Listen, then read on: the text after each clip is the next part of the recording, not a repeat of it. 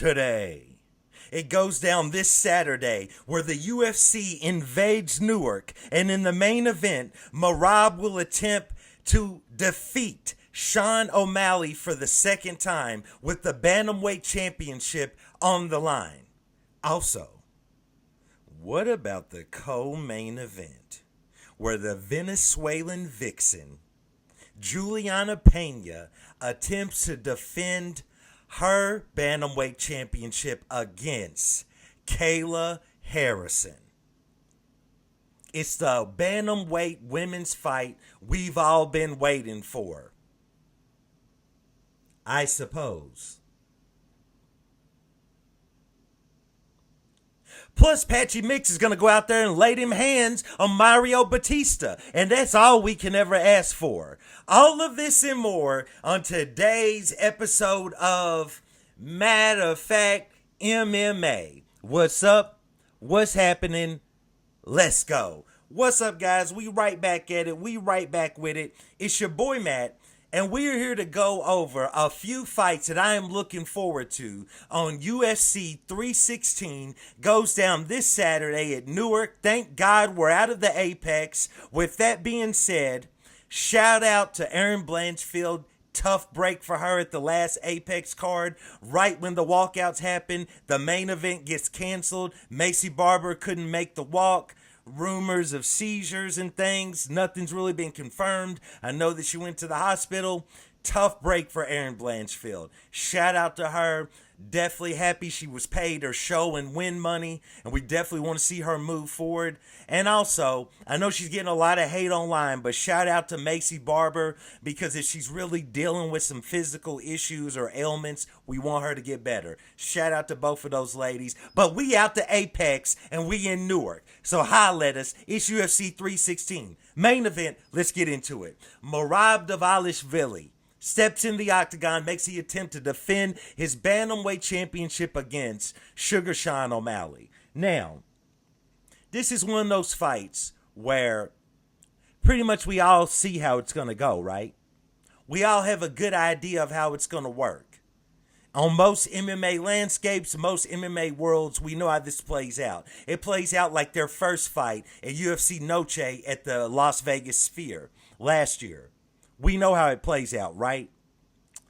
However, I'm going to upset the cosmos. I'm going to upset the MMA gods. And your boy Matt is going to go ahead and pick, and I'm not even a fan of his, I'm going to pick Suga Sean O'Malley.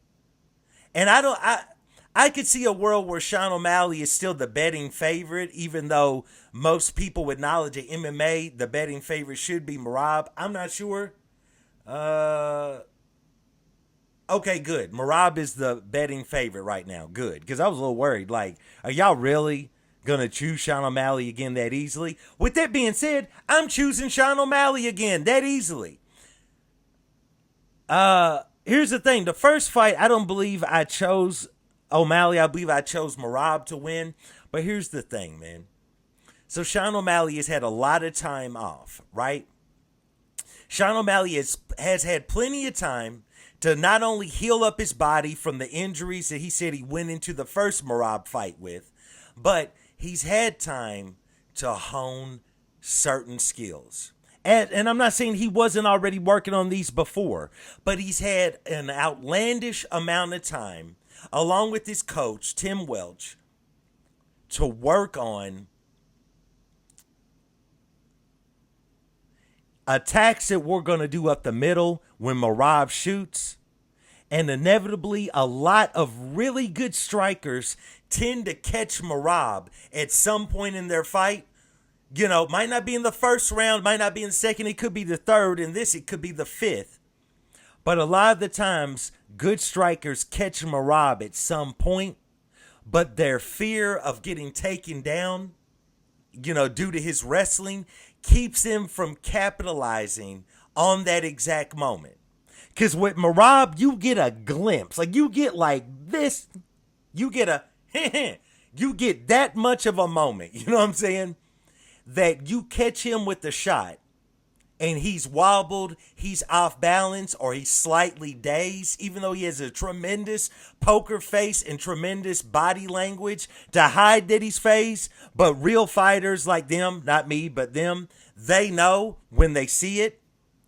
But I get why it's hard for them to capitalize on that moment, because homie is just waiting to take your ankles. You know what I'm saying? He's waiting to dive for your ankles, take you down to the ground, and do his Marab thing, right? But I feel like Sean O'Malley has had enough time to pull off the upset. A lot of us never saw Sean O'Malley being able to defeat Aljamain Sterling. And even though Aljamain Sterling might have done it to himself by getting a little overzealous with his stand-up and Sean caught him, it still happened though. And there were so many worlds where we didn't see that happen, and especially Aljamain at that time, he was a monster, and nobody was stacking up to Aljamain Sterling. But Sean O'Malley went out there and he got him up out of there. So, with that being said, I'm choosing Sean O'Malley to go out there and get the win, because he's had, and I know, Marab is that good that you can game plan for a lifetime and still never beat him because of that never-ending gas tank of his. But at the same time, weird things happen around Sean O'Malley. He said he's cut out the smoking. He said he's fallen back on all of the fame, all of the streaming, everything. He's just been with his family and he's just been training. Now, it's Sean O'Malley. All of that could be a lie. All of that could be a troll. He could be blowing right now, right? That's what it is. But at the same time, bro, strange things happen around this kid. And I'm going to go along with Sean O'Malley for the upset win. I think to pull this off, he has to stop Marab. I don't think there's any way he's going to win on the scorecards with Marab. I think he has to stop him. With that being said, I don't know if I can see that, but I'm going to go out on the limb and look like a buffoon. And I'm going to go along with Sean O'Malley to get the upset win and become the 2-time Bantamweight Champion of the world. Now, let's move over to the other Bantamweight division, the women's Bantamweight division, where in the co-main event, Juliana Pena, the 2-time Bantamweight Champion, steps into the octagon and attempts to defend it against the Marauder that is Kayla Harrison. So, man, this is a fight that a lot of people will instantly choose Kayla Harrison to go out there and win and have her just wash Juliana Pena, and that definitely could happen. But watching a lot of Kayla Harrison fights, even in the PFL, watching a lot of those fights, Juliana Pena is dog tough, and she's got stamina, right? I mean, she's like old shoe leather tough, you know what I'm saying? Like, she's a dog in there, you know what I'm saying? There's definitely a world that somewhere around that 20-minute mark, you know, Kayla Harrison is spent. Because even though she's an Olympic athlete, even though she's trained at the highest level of athleticism and competition for her entire life since high school, man, it's a tough weight cut to get down to 135 pounds for that woman. It is a tough weight cut. And that zaps away the best cardio that you can have. There is definitely a world where you look up at the end of round 4, maybe the end of round 3, where Kayla Harrison is starting to fade and Juliana Pena pours it on. That could definitely happen. Once again, I'm going to go against the cosmos. I'm going to go against everything because I have a feeling, because we can't get anything fun at women's bantamweight in the UFC, I have a feeling that Pena's going to win. And that's just written in the stars because we can never have fun at women's bantamweight. But I am actually going to pick Kayla Harrison to go out there and defeat Juliana Pena and make women's bantamweight great again. I feel like that everything is set for us to end this year with Juliana Pena as the Bantamweight Champion, and it's going to be boring. We know that they've touted Amanda Nunes making a return and may fight the winner. We all know that if Pena wins, she's not coming back to fight Juliana Pena. It's just, there's nothing hot about that. There's nothing sexy about that. The biggest money is not there. If Kayla Harrison wins, we got some fun fights on the way with her as champion, including possibly Amanda Nunes coming back out of retirement to face Kayla Harrison in a huge, huge money fight. You know what I'm saying? We never get anything great at women's bantamweight, so probably Pena's going to win, but I'm going to go along with Kayla Harrison to go out there and defeat Juliana Pena and become the women's bantamweight champion of the world and complete that trifecta. You know what I'm saying? Well, it's not even a trifecta, that double fecta. That's not a word either. I just made that up. Where she would have also have been the PFL champion also. So we will see how that will turn out, but I'm going along with Kayla Harrison. Let's move on. We got on the main card, Kelvin Gastelum versus Joe Pyfer. I'm not really looking forward to seeing this other than I want to see Joe Pyfer do work, but we'll see how that goes. Fight I'm very interested in seeing because I want to see one man get dealt dirty, and that is Mario Batista versus Patchy Mix, making his debut in the UFC from PFL/Bellator fame. This is a fight that I'm definitely interested in seeing because me and all the other Jose Aldo fans of the world and everyone else who's a fan of the King of Rio, we trying to see Mario Bautista get done dirty. You know what I'm saying? For his war crimes against Jose Aldo. You know what I'm talking about? We trying to see this man get beat from pillar to post, from one side of the octagon to the other, drug out in the middle, and then eventually submitted by Patchy Mix. And I think Patchy Mix is that dude that can do it. Because unlike Batista, when he goes into a fight, he doesn't keep the one-dimensional approach based out of the game plan. There's been a lot of guys that Bautista fought on the feet, which is what we were hoping he was going to do with Jose Aldo, and he only went to the ground when he needed to. There's been guys like Jose Aldo that Bautista has fought, and he just held him up against the side of the cage the entire time. Patchy Mix does all of that and mixes it in well. The wrestling is outstanding. The submissions are on point. The stand-up is good enough to get the opponent where he needs him to be, and he can still throw hands. I got Patchy Mix to go out there and do Mario Bautista dirty.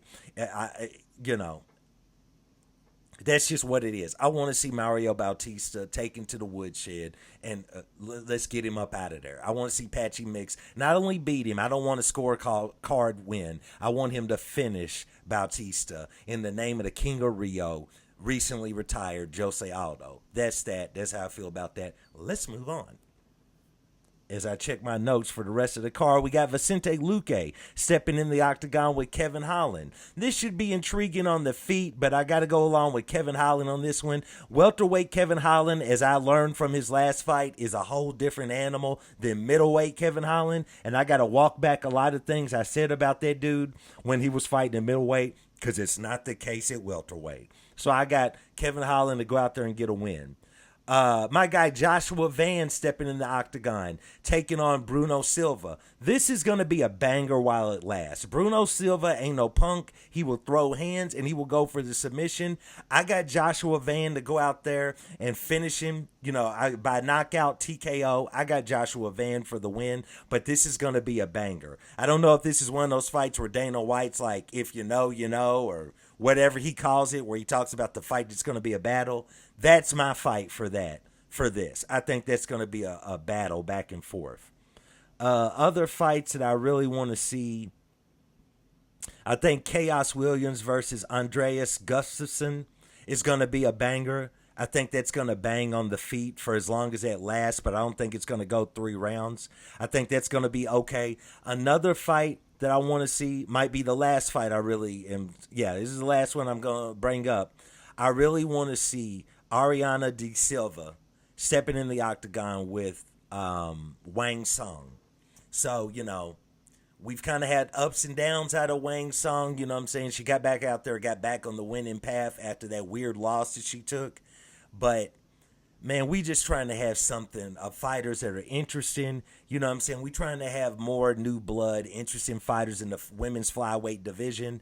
So I'm anxious to see that fight. Not that I necessarily think De Silva's going to bring a lot to the table, but it should be interesting because Song should go out there and piece her up on the feet. Last time we saw more of a calm, collected Song who used a little bit of grappling, a little bit of wrestling.